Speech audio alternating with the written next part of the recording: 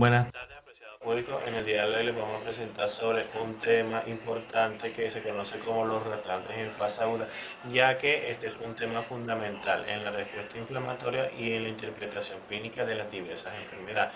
Mi grupo está conformado por Lina Ortiz y Daniel Wilcher. Bueno, aquí vamos a presentar el índice en donde se va a abarcar el tema de los retardantes en fase aguda. Primero daremos un concepto de qué son en sí los retardantes en fase aguda. Luego haremos las categorías que son la clasificación de esos retardantes en fase aguda. ¿Cuál es la utilidad que tienen esos retardantes en fase aguda en el inmunodiagnóstico? ¿Cómo es que se titulan? Y al final se dará una conclusión. Bueno, comenzamos con el concepto de qué son los retardantes en fase aguda. Los retardantes en fase aguda son un grupo de proteínas, glucoproteínas y enzimas en cuyos niveles en sangre cambian drásticamente en respuesta de un proceso de infección o un proceso de inflamación.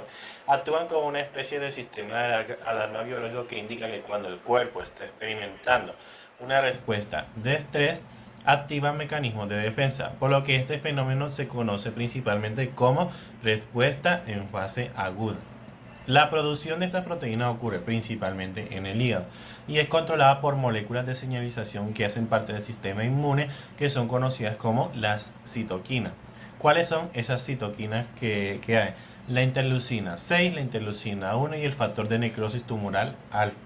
¿Cuáles son las funciones de esas tres citoquinas? Tenemos la interleucina C, que la interleucina C estimula la producción de las proteínas en la fase aguda, participa en la fiebre, regula la inflamación y además potencia la producción de los anticuerpos formados por los linfocitos B.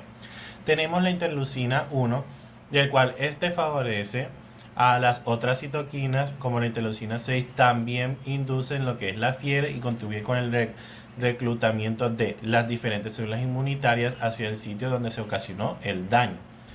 Factor de necrosis tumoral alfa, que este es el que activa los diferentes procesos inflamatorios intensos y facilita el reclutamiento de los leucocitos en el área que se va a remodelar de tejido tras que sufrió de infecciones o que ha sufrido de lesiones.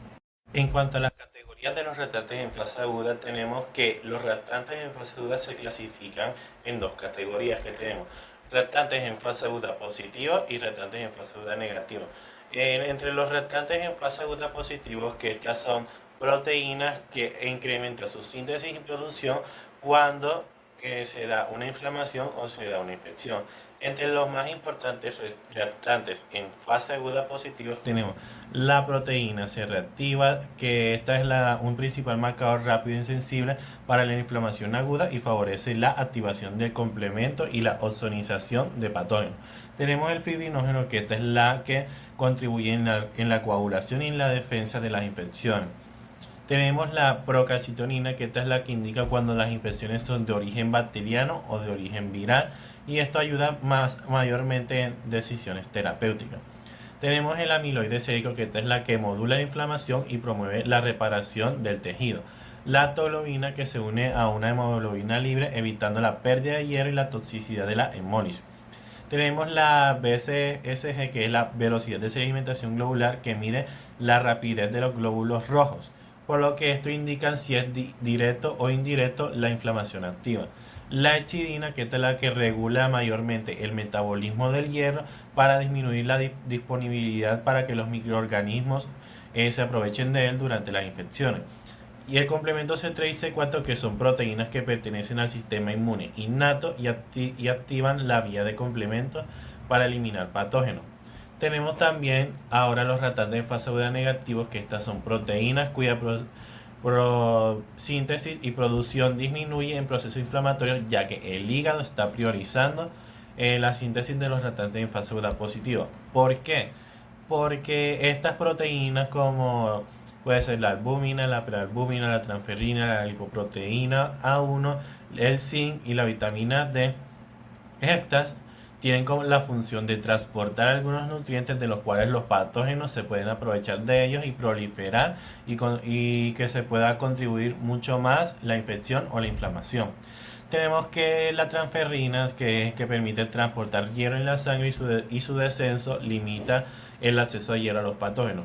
La albúmina y la prealbúmina, que aunque estas son proteínas plasmáticas, estas pueden ser aprovechadas debido a sus componentes químicos, como por ejemplo el Staphylococcus aureus y el Escherichia coli, que utilizan aminoácidos que son derivados de esas proteínas para su metabolismo y su proliferación. En la prealbúmina, que esta es la que permite el transporte de moléculas y la reparación tisular. Y tenemos la transferina y el hierro, que muchos patógenos, como lo puede ser el Mycobacterium tuberculosis, la Neisseria meningitis y la Salmonella entérica, que estas dependen del hierro para su crecimiento y proliferación. Y el 5 microorganismos como la Candida albicans y Pseudomonas aeruginosa, que estas requieren de zinc para las funciones metabólicas esenciales, por lo que poseen varios sistemas específicos para captarlo. Seguimos con la utilidad en el inmunodiagnóstico. Bueno, la medición de los reactantes en fase aguda es una herramienta fundamental en inmunodiagnóstico, ya que estos nos proporcionan una visión directa de la actividad del sistema inmune.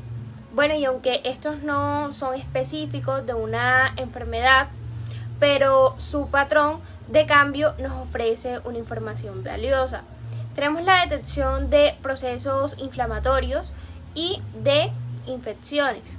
Bueno, un nivel elevado de un reactante en fase aguda positivo, es el primer indicador de que el sistema inmune está respondiendo a una agresión como una infección, ya sea bacteriana, viral o fúngica. Entonces, una lesión tisular, como lo puede ser un trauma o una cirugía o una enfermedad autoinmune. Por ejemplo, las proteínas C reactivas pueden elevarse rápidamente, dentro de 6 a 12 horas. Y sus niveles, estos pueden ser miles de veces superiores a lo que estamos acostumbrados normalmente, lo que la convierte en un buen marcador de inflamación aguda.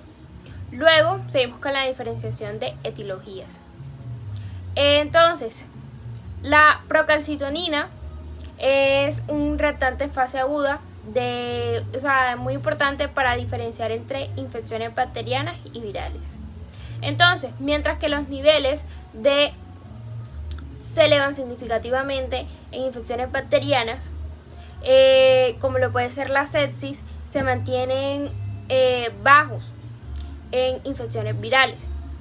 Lo que nos ayuda a los médicos a decidir si es necesario un tratamiento con antibióticos o se puede, evitar el uso de estos y, como que contribuir a la lucha contra la resistencia a los antimicrobianos. Seguimos con el monitoreo de la actividad y de la respuesta al tratamiento.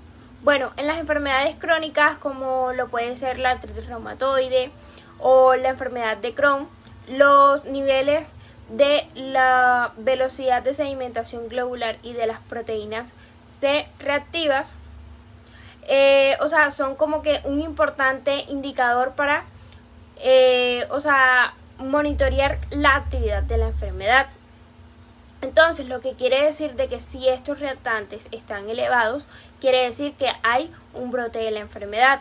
Pero si estos disminuyeron tras el inicio de un tratamiento, entonces quiere decir que el tratamiento está siendo efectivo y que la inflamación está disminuyendo. Seguimos con el pronóstico y evaluación de la gravedad. Bueno, en algunos contextos clínicos, los niveles de los reactantes en fase aguda, estos suelen correlacionarse con la gravedad de la enfermedad. Por ejemplo, si tenemos una pancreatitis aguda, los niveles de las proteínas C reactivas, si están aumentados, suelen indicar un mayor riesgo de complicaciones.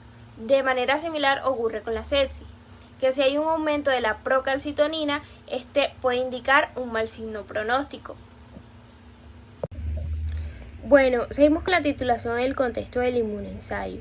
Este es un método que se utiliza para determinar la concentración o la cantidad de un analito. Es decir, un analito es aquella sustancia que se puede medir ya sea como un anticuerpo o un antígeno que están presentes en una muestra. Entonces, de este método nosotros podemos decir que no es una simple prueba que solamente nos va a brindar como que información sobre si hay presencia o ausencia, sino que nos va a brindar un valor cuantitativo. Entonces, ¿cómo funciona este método? Este se basa en unas diluciones seriadas de la muestra, donde el primer paso que vamos a realizar es la dilución, donde se va a diluir la muestra original secuencialmente en diferentes tubos. Luego va a ocurrir la reacción, donde se va a añadir el reactivo para que éste se una con el analito. Luego tenemos la determinación del punto final, donde se va a observar hasta qué dilución sigue ocurriendo la reacción. Y por último tenemos el título, que es donde es la dilución más alta en la que aún se pudo detectar la reacción, hasta donde sigue ocurriendo.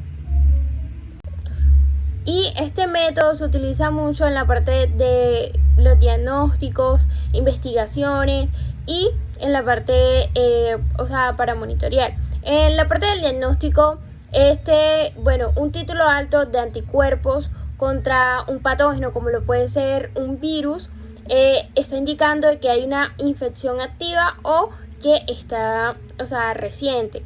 En la parte del monitoreo, se puede usar para seguir la respuesta del sistema inmune, ya sea ante una vacuna o un tratamiento que se esté aplicando.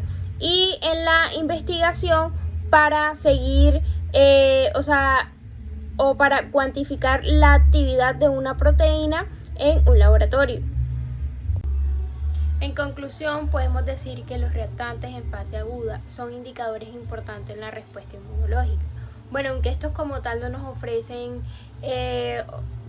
un diagnóstico por sí mismos, estas son herramientas importantes para el inmunodiagnóstico, ya que nos ayudan ya sea a detectar, diferenciar o monitorear o pronosticar la evolución de diferentes condiciones, ya sean inflamatorias o infecciosas. Gracias.